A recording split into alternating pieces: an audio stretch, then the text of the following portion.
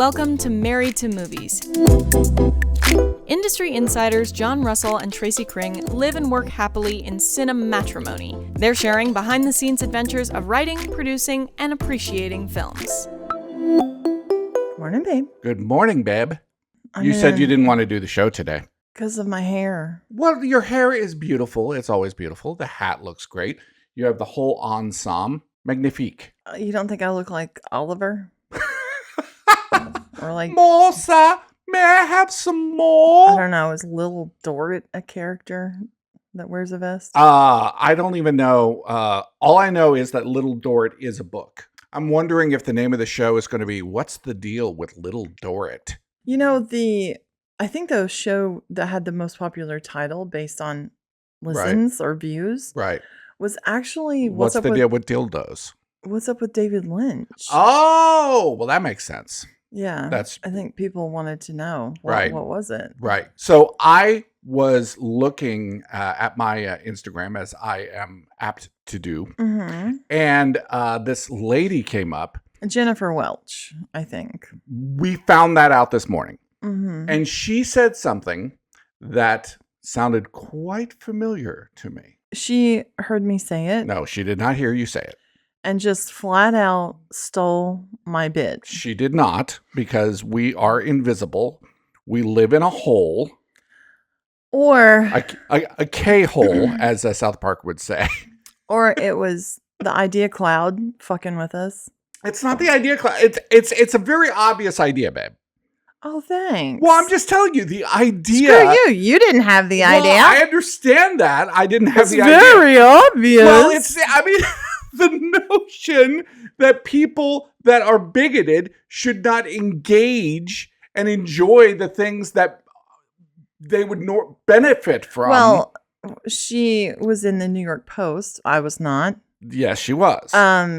It was published on August 11th. Mm-hmm. And I said wait. Can we tell the audience, who we don't have, what actually was said? Well, it said, the headline on New York Post said, Bravo star Jennifer Welch, is she on a Bravo TV show? Apparently so. Slammed for suggesting Trump voters should be banned from Mexican, Chinese, Indian restaurants. She also added, you shouldn't go to your gay hairdresser. Right. Straight up. Well, the thing is, and my point is, it's making you a hypocrite. Yes. You were absolutely right. She is absolutely right. We don't want to be these liberals who are like fighting with each other. Okay. We don't want to be that. She is an ally. She stole my idea. She did not steal your idea. She just stole it. There's no way she stole your idea. Everybody saw my post on Why August are we 6th. Not on Bravo? Why are we not? Why am I not on Bravo? I don't know, baby. You should be on Bravo. Real Housewives of Tuxedo Park. I have a Southern accent. I can tie my hair. You can do it. No, she just went off full on this rant. Well, yeah, but I'm You're not great at ranting, but you did not rant about this. No, but I think it's more important. I think you need to rant more. I think it's more important not just to speak to someone's bigotry, but to speak to their humanity, because to me, but that's not as fun. Yeah, that's not what people want. No, they want that shit moment. I want them to. It's like that meme where that African American guy goes across, I can't believe he did that. You know? I don't want everybody to be rounded up in a barn or a church and burn it down. I don't want that. I just want them to be able to. Was that the Patriot reference? That's what happens when you hate people. Yeah, you round them up and put them in a building and light it on fire. There you go. You know, if you're a person who is actually engaged on this planet, who attempts to be spiritual, attempts to be a decent human being, anything that happens to any of us is all of us. Everybody needs to be shot up into space. Okay. Everybody needs to be shot This is gonna be a controversial thing that I'm gonna say here that nobody's gonna hear and somebody's gonna quote in 2 weeks. That's right. It's gonna end up on Bravo. We all need to be shot up into space. Okay. For a little perspective. You see it as one world. There was a show on PBS called The Blue Marble that I absolutely loved. And I felt like it was always showing like little pieces of the rest of the world and, kids in, Africa and what they were experiencing and the foods of China. And it was a great show. I loved that show. They're getting rid of PBS. Well, yeah. They're getting rid of PBS. And we're going to get PragerU. That's scary. It's totally scary. There's just a complete laziness about the truth. There's a complete... Oh, my God. Everybody's apathetic to the truth. It's like the last thing you heard is what you believe. The one that Columbus is like, it's better, which I don't even know what his accent is supposed to be. But it's better to be a slave than to be dead. It's like, what? I don't really. I don't Talk even about know what that false accent equivalency. I don't even know what that accent was. Well, that accent was very similar to the PragerU Christopher Columbus accent. Look it up, folks. And it's just such bullshit. As a woman, we already know all of that shit's a lie. All of this shit that you're teaching anyway is a big fat lie. Yeah, but if you're 6 years old, you don't know that. Because I've done the research, there are women, young girls, who rode further in harsher conditions than Paul Revere, but it's Paul Revere who gets revered. Okay? Good point. Wait, was his name really Paul Revere? No. Did we just come up? Is that his stage name? Or did the word revered come from Paul Revere? I don't know. It just sounded good at the time. I know. Isn't that so? I'd never even thought about that. Because it's all fake. That's not going to end up on the New York Post right there. No, because it's all fake. No, that was what you just said there. Paul Revere. They probably did make up the kid's name. Yes, okay? Right. Alexa, is the name Paul Revere where we get the word revere? Well, Paul Revere was born in Boston, so obviously that is where the city of Revere gets its name. Why was it Alexa kind of a snotty bitch there? She was like, obviously that's where it gets its name, motherfucker. I don't know the history on him. I don't give a fuck. Because he didn't. My brain is filled with history of fucking white men. This is true. So I really don't give a fuck. This is true. If I know anything more about you than the thing that's already been beaten into me. There was a thing that talked about there's a reason that we know about certain things and we don't know about other things. Like, for example, Olympians raise their fists and, in a Black Power salute after they won their medals back in the 60s. What we don't hear is that they were kicked out of the Olympics the next day. Wow. And their medals were taken away from them. Well, hold on. So add that to the Breakfast Club. Whenever he's walking away, then he puts the earring in his ear and he does that at the end. He does. Is he going to get kicked out the next day? He probably did, because that guy who was in charge of the detention, they really... The principal. They locked... Well, I don't know if he was the principal. He was the principal. He was not the principal. Oh my God. Did you see the movie? He was like a teacher or something. No, he was the principal. Oh, I don't think he was the principal. You and I watched a series called The Hunting Wives on Netflix. It really nailed. You really don't call it Southern because it's a specific thing. Texas is kind of different from the South. But the hypocrisy of the conservative mindset. Well, when he was getting ass fucked in bed and stuff, He did have a great beard. He had a great beard and he was the sheriff.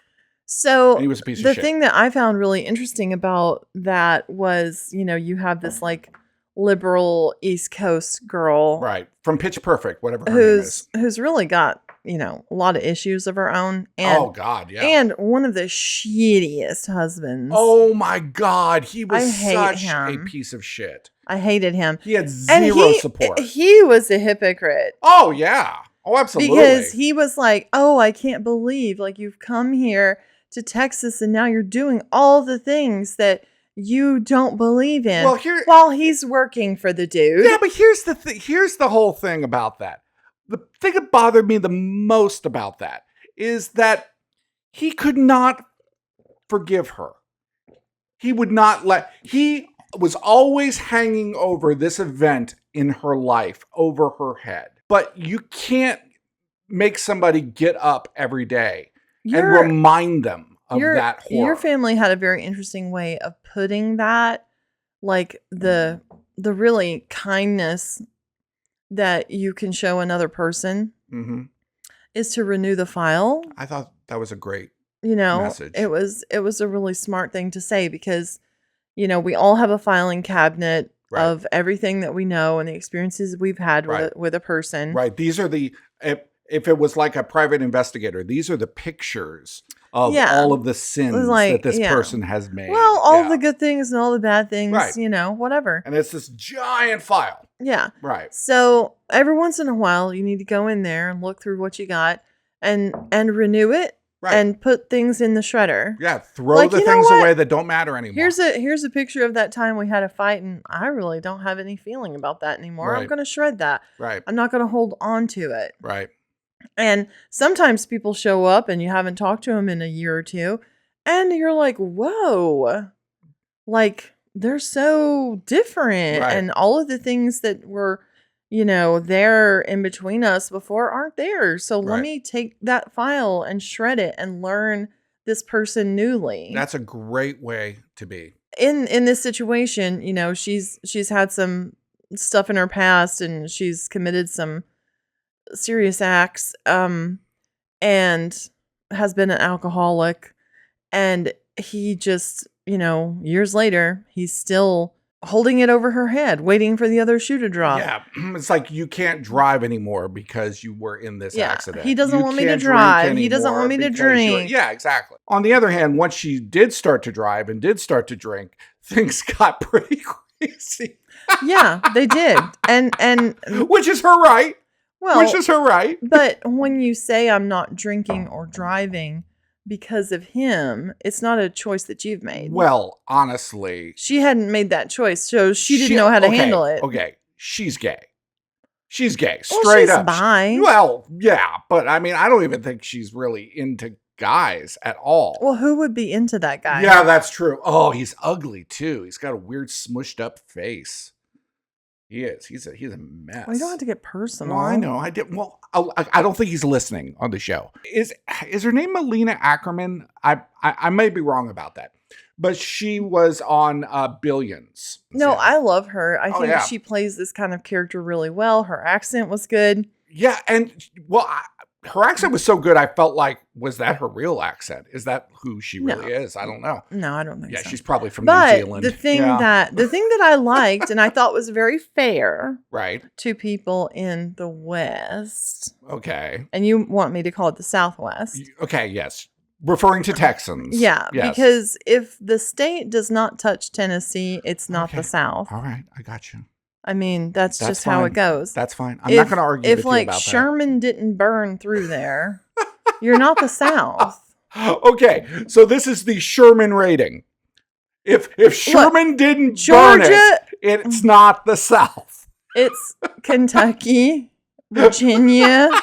Oh, wait, did Sherman even burn Tennessee? No, but he did. Well, then your rating is not accurate. 100 miles from there. Okay. No, North Carolina is the East Coast.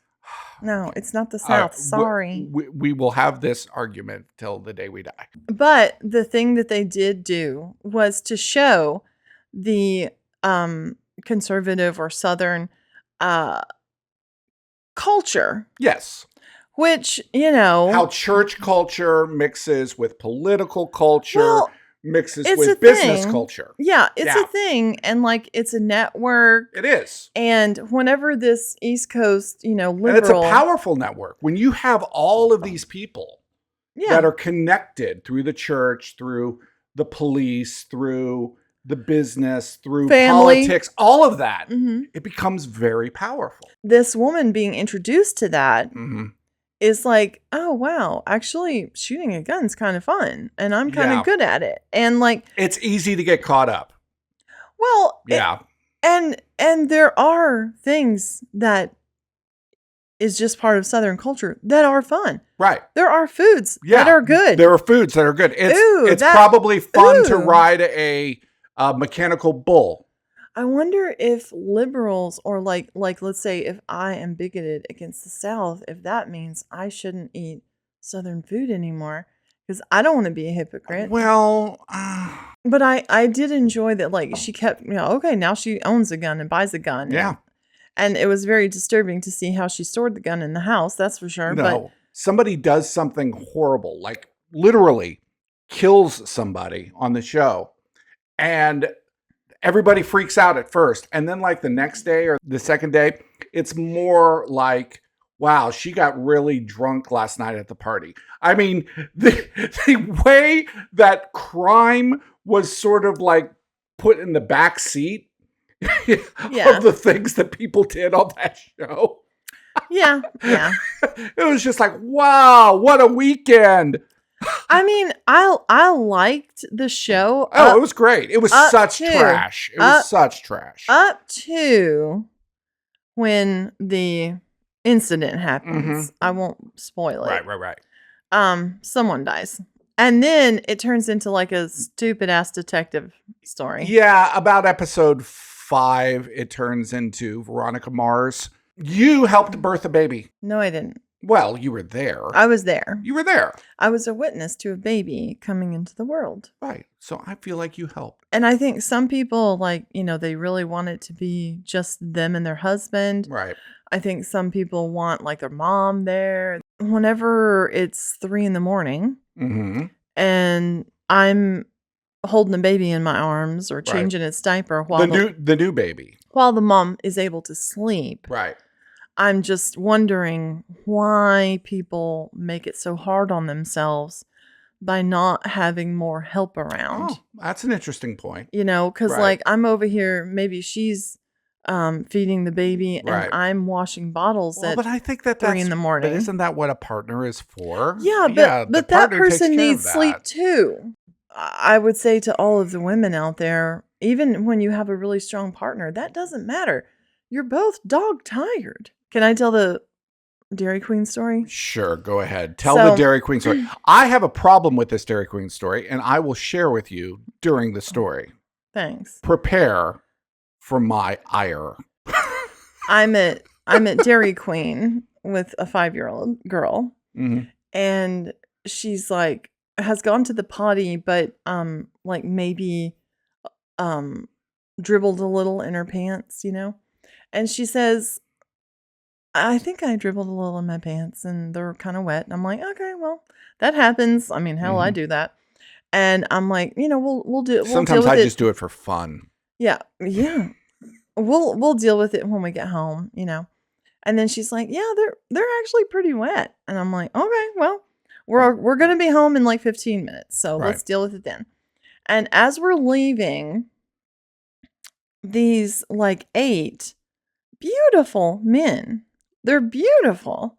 Like, I'm just like, where did they come from? Okay, ire. This is my ire. Right now is my ire. You tell this story every single time. You talk about these motherfucking gorgeous ass, beautiful men. It was like, and they were all like every color of the rainbow, and they were like fucking stacked, and their dicks were so big. And it was I didn't say that. In this story, they're beautiful. The fact that they are beautiful men has nothing to do with this story. Does. Yes, Why? It does. Why? Because you were embarrassed. Okay, just let me tell the story. Right. Okay, let me tell the story. Why is this important? Okay, thank you.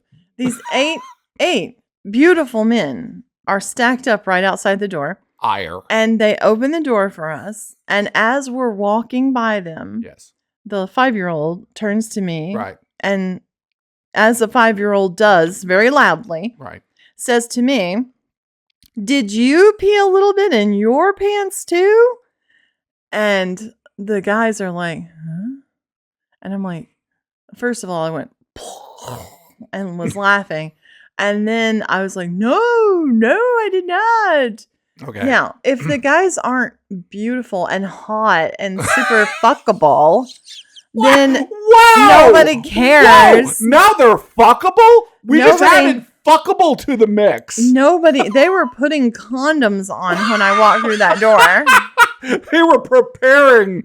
Storytelling. I know it's storytelling. It's a setup. It's the way that you felt it's a setup about how beautiful these men were. Well, you're assuming that I'm not just telling that for story. Oh, that's true. I mean, it could have been like three elderly guys and I mean, an old man and a it was walker. probably only 4 of them, and Okay. they were sweaty from like a basketball game somewhere. God, you know, keep talking. what was that movie? The Hereafter or something? Oh yes, with Connie Britton. I know that's her name. Connie Britton. Yes. What was the name of that movie? It was called Hereafter. Hereafter. Yeah, Hereafter. And you fell asleep on it. Yeah, about 3/4 of the way It through. was I missed like 10 or... Well, it was a supernatural drama. Yeah, it was a supernatural drama. It was really not very supernatural. It was the kind of thing that we would write. Yeah, it was kind of like Lifetime's version of horror. Yeah, well, it was, and it also tame. it also almost felt like it was like a faith-based movie. Mm-hmm. It kind of had that vibe a little bit. It kind of felt Catholic. If faith-based movie were that way, I might actually I'd watch them. Yeah. I would watch that. Yeah. Yeah. When I was watching the movie, I could tell why Connie Britton wanted to do the movie, because she was like, ooh, I can use my Italian that I know, or I could learn Italian. And we're going to be shooting in Italy for no reason. There was no reason to be shooting that movie in Italy. There was no reason why it was in Italy. But it did give it some atmosphere. Yeah. I don't think she cried. No, it's about like her kid dying. Her daughter died twice. Yeah, her daughter dies twice for like 20 minutes. And then her other daughter died in the car. So there's like 3 deaths and she doesn't cry ever. 3 dead daughters with 2 daughters. Yeah. And she never 2 cried. daughters died 3 times and she never cried. Well, I just, it was Schrodinger's daughter. Was she dead or not dead? I hate face crying. I hate it. Right. Get a damn tear stick. Like, what are we doing? All the men in it were just so interchangeable. They all had like I couldn't tell them apart. They were all They all have dark hair and scruffy beards, and I could not tell who was who. Yeah, you couldn't tell. And she goes to a priest, and she's like, something is wrong with my daughter. She needs an exorcism. He was scruffy. Her daughter basically like called her a dick a couple times, like "fuck you, mom," basic teenager stuff. And she was like, "She's possessed." Well, she was kind of possessed. She was, but her version, there's something really wrong with her. She said "fuck you" to me. Yeah, it was tame. Yeah, no true. Spinning heads or bumping beds or anything. No, like there really that. was. Yeah, no. So the priest is like, okay, and he calls the dad. The supernatural was very natural. Yeah, he calls the dad, and he's like, she wants an exorcism. So the dad shows up, and he's like, how dare you, and she's like, well, she's not acting right. There's something wrong with her. And he's like, well, she's been with you. So whose fault is that? Whoa. And so he's like, I'm taking her to my house. Okay. And she's like, no. This is when I was asleep. Right. So next thing we know, the dad calls. Yeah. Scruffy beard dad. Yeah. And he's like, well, she's missing. Okay. Wait. So this happens off camera? Off camera. She tried to kill my son. Wait a second. Trying to kill his son was off camera too? Yeah. She tried to kill my son and now she's missing. It really feels like there was a whole movie that was shot off. That happened off camera. That was a much more interesting movie than the one we got to see. The mom was a teacher and she had walked into the bathroom at school and this girl had come out of a stall saying, no. Yes. And it was like, she was trying to strangle me. And they didn't show that either. You know what I think happened? I think they made one movie and then somebody was they chilled it out. Yeah. It's like, can you cut back a little bit on all of the violence in this and just allude to the violence? Well, it made the girl basically just having a bad mood. To watch a scary movie that has no scares. Scariness. Yeah, that's right. And everything that actually happens in the movie is off camera. Is talked about. But never actually shown. Well, and it's like she's missing and then she shows up at the hospital and it's like, we didn't even she's hypothermic, she's dead, she's brain dead. Yes, exactly. And we never even saw that. She's totally brain dead. And at the beginning of the movie, she got hit by a car or something. They never said what happened to her and she died. We never saw that either. No, we never saw what happened. God. But this is a new way of making a movie. I would have read the script and been like, excuse me, why are we talking about things and not showing them? It happened over and over How again. many times do I say that to you? I know that happened over and over in that movie. Well, you know, and it wasn't horrible. It was just annoying. And like this really bothered me. She knows her daughter has disappeared. Right. First thing she does is go to the priest and confess everything that has happened that led up to this, like what her actual sin was. Right. She doesn't go look for her kid. She's like, fuck her. And right after that, we put on a scary movie that was called what? Don't Be Afraid of the Dark. Yeah. And that had Guy Pearce and Katie Holmes in it. Yeah, it was like from 2010. And a little kid. And it was produced by Guillermo del Toro. And it really had strong Crimson Peak vibes to it. Yeah, they're like fixing up an old house. Right, And right. there's like, that kid was just dumb. And it was scary to me because there's things in it that I don't like. Yeah, there were whispers. You're not into whispering. I'm not into whispers. I'm not into feet stuff. Oh, there was feet stuff? Yeah, she was like, they were under the bed and she was walking around the bed. I I had to shut my eyes. Oh. I can't handle it. I think I want to watch that movie. The whispers are like, Sally. And I hate the name Sally like that. Sally. Let us go. Let's be friends. Come down here with us. And it's like, have you never been exposed to the movie It? No. But it was 2010. She was not exposed to the movie It, babe. No, that was in the zeitgeist. Well, maybe. Yes, Yeah, absolutely. it might have been. Maybe the Tim Curry version. She might have seen yeah, that. of course. Yeah. But not the remake. I mean, come on. We're going to respond to disembodied whispers coming from a furnace? Disembodied whispers.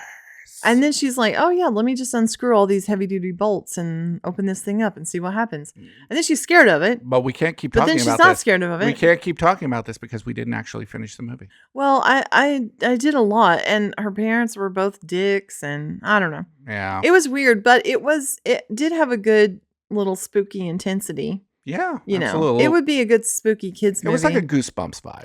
And like the entities or whatever they are down there, Mhm. which it felt like to me, it was just going to be a big spider. Yeah. Maybe because of the It vibes. It wanted children's teeth. Yeah, that was really scary at the beginning. Yeah, where it was like, it wanted to eat It was very much like children's It. teeth. I really took an entire 7 or 8 days off. Mm-hmm. Like I didn't do anything except take care of the baby. that was like our normal life. Well, even when we got to my family's house, Right. like I didn't really do anything that was our normal movie related life. Right. Because usually I have like a giant list of things I need to be Right. working on and chipping away at. And like you did some writing, but Yeah. like it's weird because like it's like being in the world Mm-hmm. when we have a purity of purpose, like Mhm. in filmmaking. Right. It's like, okay, I'm editing. Okay, we're writing. Okay, we're doing this. In every okay, you're ADing, and okay, we're breaking the script down, and we're It making very a much budget, feels like I've always attributed it to being like in a submarine. Like once Yeah. you're in that submarine, yeah, people can't get a hold of you. no, You have to surface actually to make contact with the outside world. right. And that's what it's like. It was more than surfacing. It was like I got on a life raft Mhm. and went to the island, Right. and the submarine was still out in the water. Okay. It was a real departure, which I hadn't had for quite a while. Mhm. And, it was just a different vibe. And at times I felt like I wasn't accomplishing anything. Mhm. But at times I felt really relieved Mhm. that I didn't have to accomplish anything. Sure. It was like, okay, well, I'm going to fold clothes. I love a decompression, Yeah. And it But just kind of the like only it thing- releases all of that. The only thing is that the decompression should open up a bunch of open space so that I can now come back and be creative. But I'm just having a hard time getting my mind into the gear, I hear you. and it's like I know what's going to need to happen, Right. which is like an inspiration. No, you just need to jump in. That's the thing. No, I know, but that could be Once you're there in front of the computer. as soon as I it's have there. one idea. Yeah. As soon as I have one idea, I'll be back. I have a bone to pick with the whole breaking down a script. This is all so stupid. Like, nobody has actually invented the proper software to be able to break a script down properly and do all the things you need to do Right. from pre-production to post-production that I know of. It feels very antiquated. The It's whole super antiquated. process, And- it's like repeating the same ideas Over and which is over the and whole moving it from spreadsheet thing to spreadsheet. about what AI is supposed to be able to do, which is remove these repetitive tasks. They take no creativity. Well, I would still have to double check Of course you everything would. AI did. Yeah. But at least to be able to, why can't things just populate into a call sheet?